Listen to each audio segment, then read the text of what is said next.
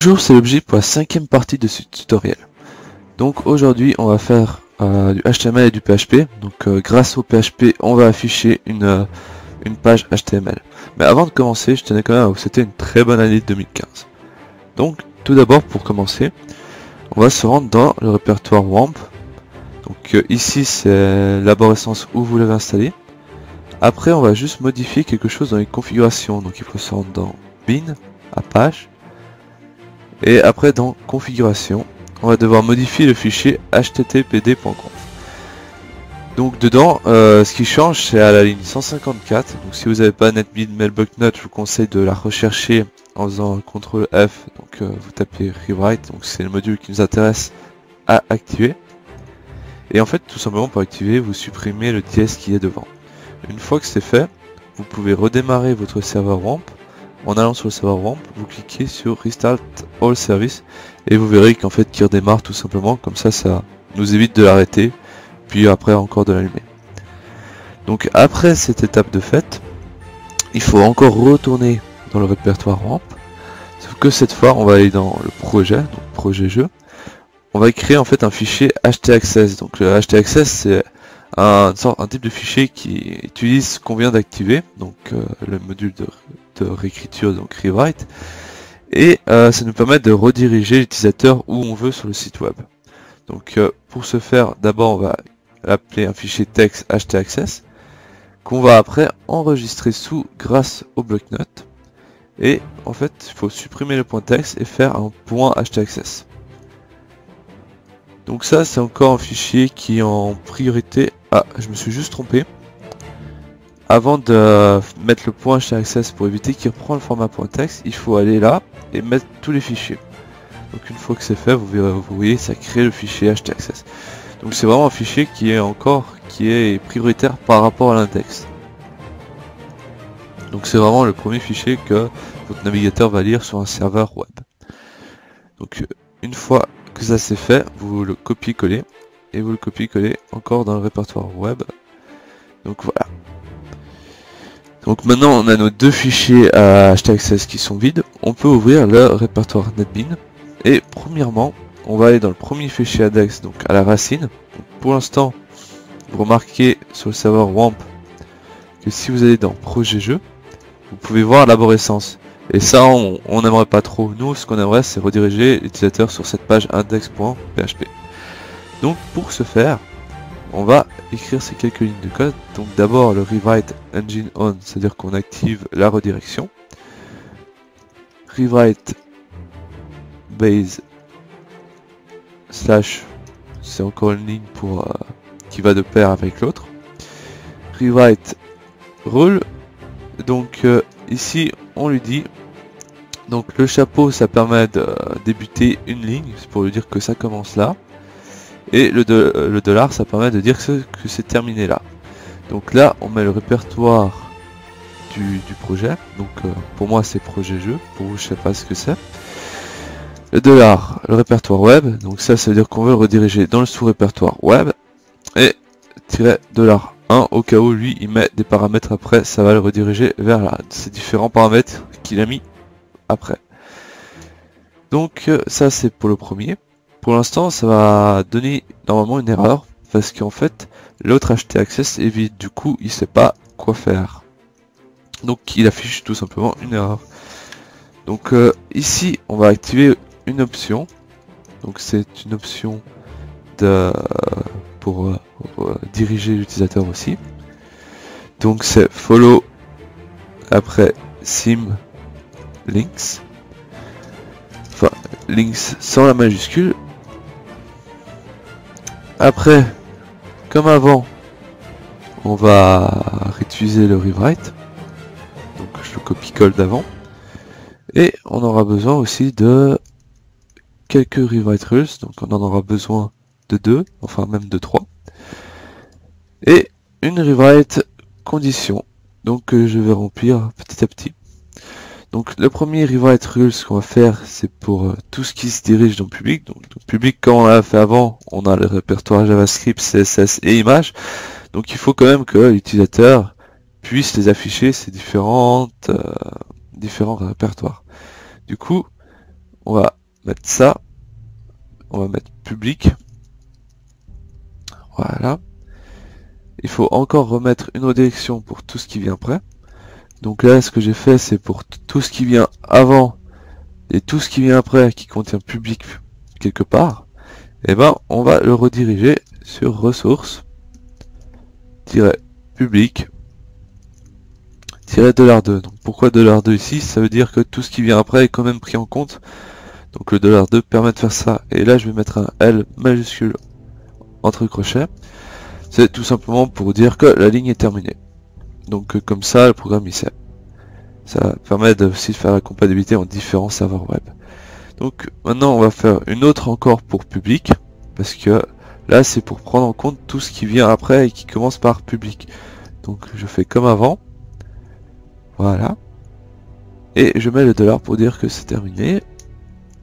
Je redirige aussi dans public, sauf que là je mets $1 parce qu'il n'y a pas d'autres variables avant, donc il sait que c'est la première. Je mets L aussi. Et maintenant, je vais faire ça, %, les accolades. Donc ici, ce que je veux faire, c'est bloquer les différentes requêtes, en fait, dans les différents autres répertoires du site web, car j'ai pas envie que l'utilisateur se balade partout dans mes différents fichiers PHP. Du coup, je vais lui bloquer l'accès.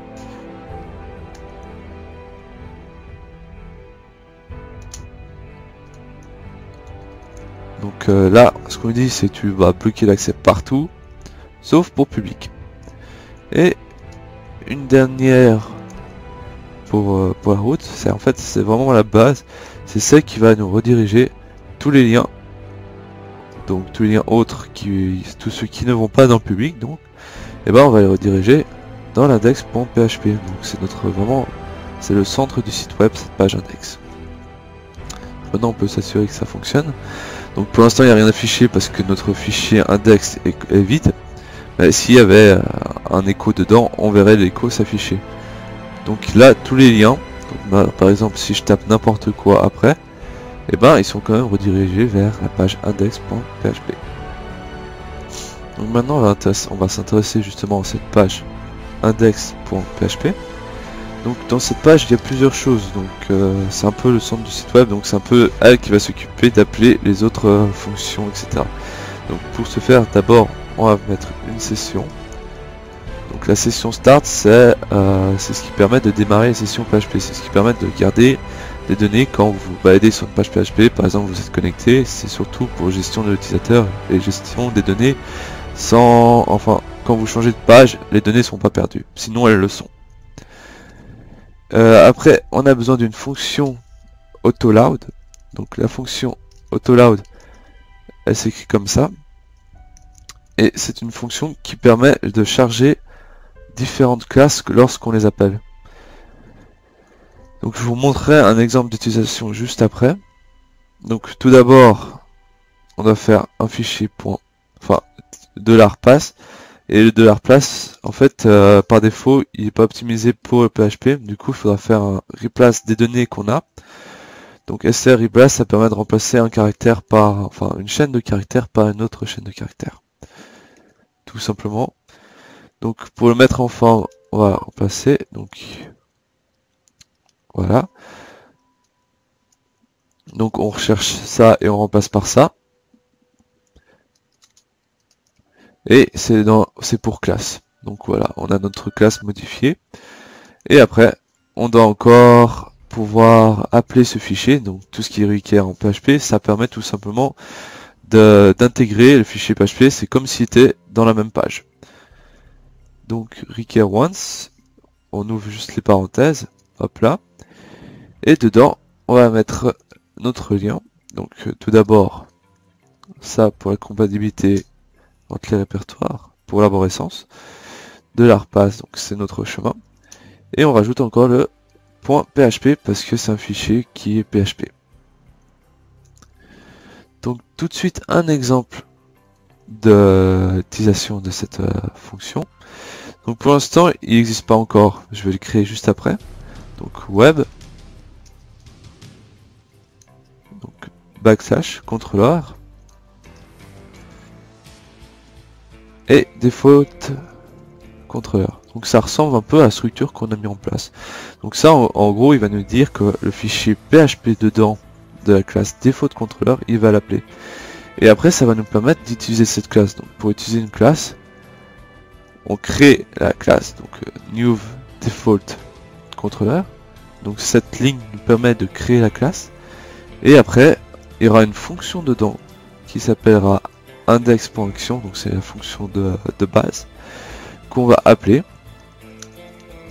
Et du coup elle va nous afficher ce que va nous renvoyer cette fonction. Donc maintenant on va aller créer ce contrôleur.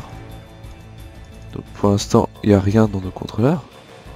Donc on crée un fichier PHP qu'on va appeler default controller. Donc normalement pour l'instant il va nous engueuler si on actualise la page. Il va nous dire voilà quoi, il ne sait pas où il est, il ne sait pas ce que c'est. Donc pour cette classe d'abord il faut mettre un namespace. Le namespace c'est justement pour savoir où il est. Enfin où c'est, ce qui se trouve et ce que c'est. Donc on va mettre un namespace qu'on va appeler web et on va mettre dans l'autre sens, donc c'est tout le temps des slash dans ce sens là. On va appeler web controller. Maintenant il sait dans quelle catégorie il est, donc pour le retrouver ce sera plus simple avec les use. Après il faut créer la classe, donc pour créer une classe on l'appelle comme ça, donc default controller. Donc maintenant il devrait déjà changer le type d'erreur parce qu'il sait où il est, il sait ce que c'est. Il va juste nous dire qu'il n'a pas trouvé la fonction, donc il n'arrive pas à appeler index action, ce qui est normal vu qu'on l'a pas encore faite. Donc dedans ce qu'on aura besoin c'est d'une var data. Donc je vous expliquerai un peu après pourquoi on aura besoin de cette var. Donc data c'est une variable globale, donc elle sera disponible pour toutes les fonctions. Et une fois qu'elle sera modifiée, ben c'est aussi modifié pour les autres fonctions cette variable. Public fonction, maintenant on va créer notre index. Donc j'ai mis public devant pour dire qu'on peut l'utiliser à l'extérieur, ce qui est le cas d'ailleurs. Voilà. Donc tout ce qui est public, tout ce qui est privé, c'est uniquement la classe qui peut l'appeler. Et tout ce qui est public, ça peut être appelé par justement à l'extérieur comme je l'ai fait là, index.action. Donc maintenant qu'il a trouvé l'action, il devrait déjà plus trop afficher d'erreur. Donc il n'y a plus d'erreur. Et maintenant pour montrer que ça fonctionne, on va juste retourne un par exemple un world. Comme ça, vu qu'avant on a mis un echo, ça va afficher echo et puis world. Donc voilà, on a notre world qui affiche. Donc maintenant on sait que notre index est relié, enfin index.php, il va directement chaque fois appeler le default controller qui va lui afficher world. Mais bon, c'est pour ça, ça ne nous intéresse pas. Nous, ce qui nous intéresse, c'est d'afficher une page HTML. Et pour ce faire, je vais mettre à disposition dans le Google Drive un fichier qui s'appelle parser library. Ce fichier, vous le copiez, vous le glissez dans la librairie, comme cela. Et en fait, ce fichier, c'est un fichier donc licence open source que j'ai trouvé. Et en fait, je l'ai pris de quelqu'un qui s'appelle Steven Wilson. Et ça permet d'afficher une page HTML grâce à une page PHP. En fait, ça va convertir toute la page HTML avec les différentes données qu'on veut modifier par les données PHP qu'on a attribuées. Je vous montrerai un exemple après. Mais tout d'abord, on va apprendre à utiliser. Donc maintenant, comme avant, vu que ce fichier il appartient pas ici, il faut l'appeler.